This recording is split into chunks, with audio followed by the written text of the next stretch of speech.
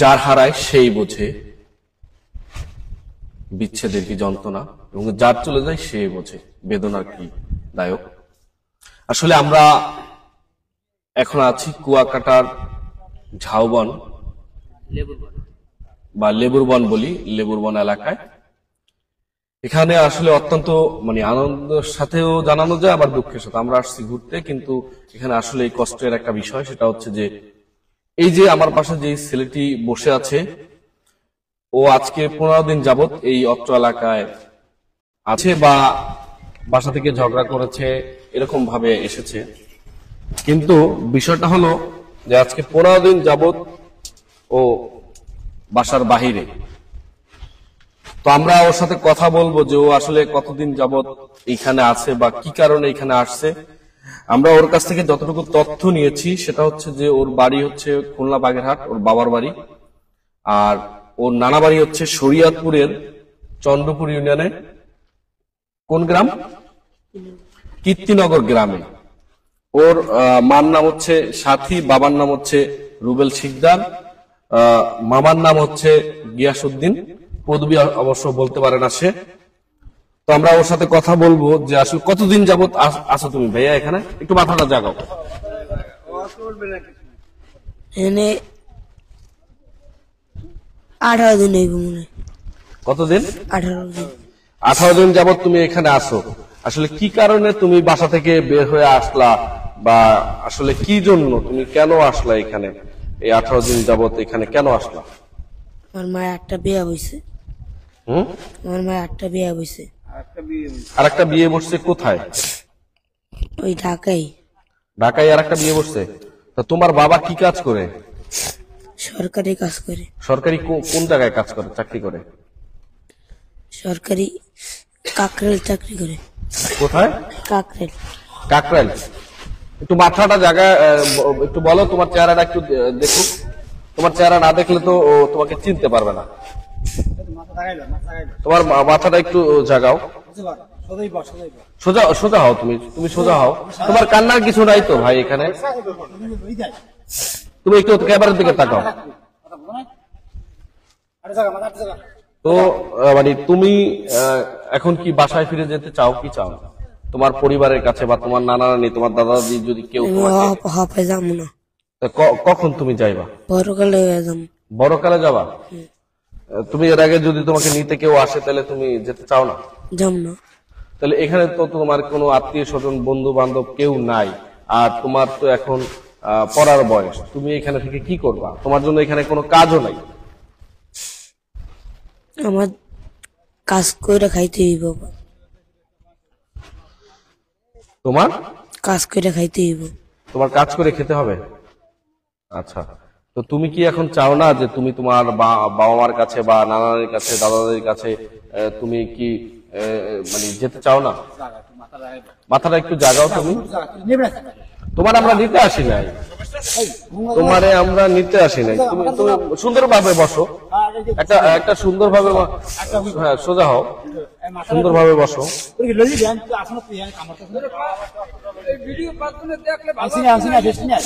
না না না, তুমি আমার কথা হচ্ছে যে তুমি যাইতে চাও না, আমরা তো তোমাদেরকে জোর করে নিয়ে যাবো না। আমরা তোমার জিনিসটা প্রচার করছি এজন্য যে তুমি, তোমার বাবা জানুক যে তুমি এখানে আছো, তাই না? তারা জানুক, তারা টেনশন করতেছে না তোমার জন্য। তুমি কান্না করছো কেন বলো?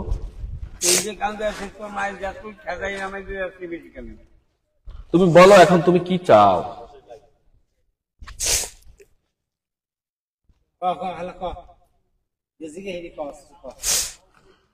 তুমি কি চাও সেটা একটু তুমি বলো, তাইলে তো হয়, তাই না? তুমি তুমি কি কি বাড়ি যাইতে চাও না কেন? না। কি কারণে যাইতে চাও না? ওর ছবিটা একটু কাছে থেকে দেখি। তুমি একটু মাথাটা উঁচু করো, মাথাটা উঁচু করো। আর ভাই মাথাটা উঁচু করো না। তোমারে এইখানে কয়দিন তারা খাওয়াবে বলো? তোমারে তারা এদিন কতদিন খাওয়া রাখবে বলো? যতদিন পারে। যতদিন পারে। তুমি তোমার পরিবারের কাছে যাইতে চাও না? তোমার নামটা হচ্ছে কি? শুভ। সবুজ। শুভ। তোমার নাম শুভ। তোমার বয়স কত? 13.5। 13.5। আচ্ছা, তুমি তোমার পরিবারের কাছে যাইতে চাও না, এটাই তোমার শেষ কথা?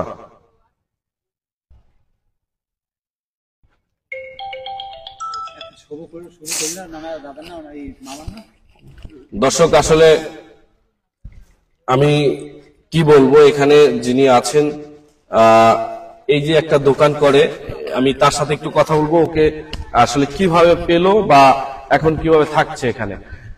আঙ্কেল, আপনার এখানে কিভাবে ও আসলো বা কিভাবে থাকতেছে একটু যদি বলতেন। এই দীর্ঘ 18 দিন আগে এই জায়গায় আমরা তো প্রতিদিনই দোকান দিতে আসি। এই লেবুর শরবতের দোকান টুকটাক মাল বিক্রি করি, সকালে আসি সন্ধ্যায় যাই।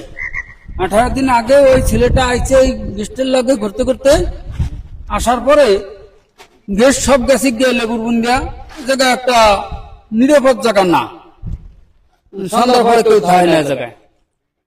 তারপরে আমরা সন্ধ্যার পর গেস্ট গেছে, আমরাও গেছে লইছি জামু, এই ছেলেটা দেখছি যে যায় না। তারপর জিজ্ঞেস করলাম যে তুমি কে লাগাইছো, তোমার কেউ আইছে বুড়ো মানুষ নাকি নাঙ্গল মানুষ কেউ আইছে? তুমি কই যাবা, কই থাকো, কুয়াকাটা কি হোটেল রাখছো? না, আমি কোন হোটেল রাখি না, আর কই যাম কই থাকবো, হ্যাঁ কইতে পারি না, যদি আমি নেন আমি লাগে যাই থাকবো। আমি মনে করলাম তাহলে ছোট মানুষ রাত্রে এই জঙ্গলের ভিতরে থাকবে, সাগরে পারে শিয়াল করে খাইবে, তাহলে লইয়ে যাই, সকালে যেদিকে পাঠাই দিব মনে। হ্যাঁ, আমাকে সাথে সকাল সন্ধ্যাবেলা লই গেছি, সকালে উঠাইয়া খাই দাইয়া কই আন তুমি কমে যাবা কও। তুমি যদি তোমার বাড়ি যাও, ঢাকা যাও, টাকা না থাকলে কও, আমি গাড়িতে টিকিট কেটে দিই, তুমি ঢাকা যাও। কইছে না, আমি ঢাকায় আর যাবো না, আমার মায়ের একটা বিয়ে হয়েছে, আমারে ভালো জানে না, সেই কারণে আমি আইয়ে পড়ছি। আমার বাবা মারা গেছে, আমার মায়ের একটা নিখে হয়েছে, সেই কারণে আমি আইয়ে পড়ছি, আমারে ভালো জানে না। কই তাহলে তুমি আমাকে এখন থাকলে তো তোমার কিছু হইবে না, আমাকে অসুবিধা হইবে, শেষে তুমি পলাইয়ে গেলা, কেউ একটা ক্ষতি করে গেলা, শেষে তো আইয়ে ধরবে আমাকেও, তাহলে তুমি থানায় লো, আমি থানায় যাইয়া জেডি করিয়া নেই। কয় না কাকু, থানায় যাওয়া লাগবে না, হ্যাঁ সারা কি আছে ইয়ে কন। এইবার আমাকে এলাকার মেম্বার হ্যার দ্বারে গেলাম, চেয়ারম্যানের দ্বারে গেলাম, এই হাগো মোকাবিলা আর লইয়ে এলাম। এখন ওই 18 দিন যাবত আমার বাড়ি থাকতে আছে, খাইতে আছে, কিন্তু ওর বাপ মার কোনো খোঁজ খবর পাইনি। যদি ওর বাপ মার খোঁজ খবর পাই, তাদের হাতে দিতে পারলে আমার ঝামেলা যায়, আমি একটু নিশ্চিন্তে থাকতে পারি। আর এখন আমরা হলো আপনার ঠিকানাটা একটু জানবো, সেটা হচ্ছে যে যদি ওর পরিবার আমাদের এই ভিডিও দেখে, যদি ওর পরিবার আপনার সাথে আসলে কিভাবে যোগাযোগ করবো, আপনার যোগাযোগের ঠিকানাটা একটু বলবেন।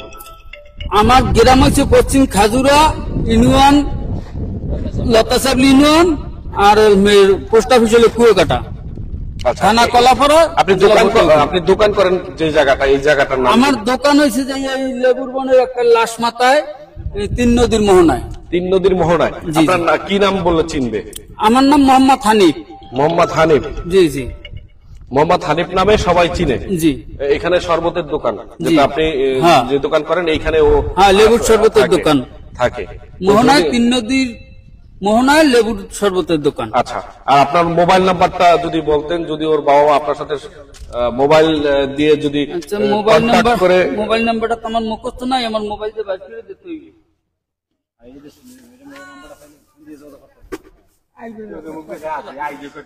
দর্শক, এটা হচ্ছে লেবু বন বলি, এটা ঝাউ গাছগুলো দেখা যাচ্ছে। তো এইখানে এই চাচা মুরব্বী, উনি হচ্ছে দোকান করে।